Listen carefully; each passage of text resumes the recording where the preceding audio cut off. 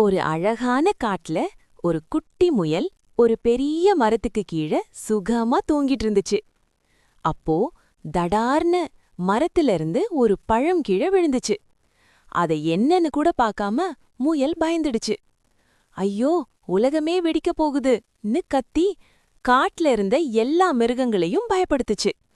அத கேட்டு எல்லா மிருகங்களும் பயந்துட்டு ஓடினாங்க.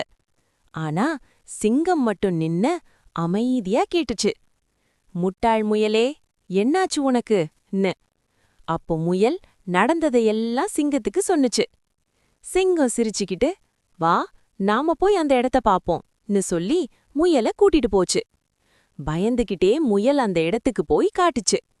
அங்க போய் பார்த்தோன்னா மரத்துக்கு கீழே நிறைய பழங்கள் கீழே கிடந்துச்சு. அத பார்த்ததும் எல்லாருக்கும் உண்மை என்னன்னு புரிஞ்சுச்சு. அப்போ சிங்கமும் மற்ற மிருகங்களும் முயலை நினைச்சு சிரிச்சுக்கிட்டு அங்கிருந்து போயிட்டாங்க.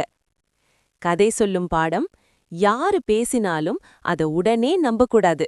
முதல்ல உண்மைய தெரிஞ்சுக்கணும்.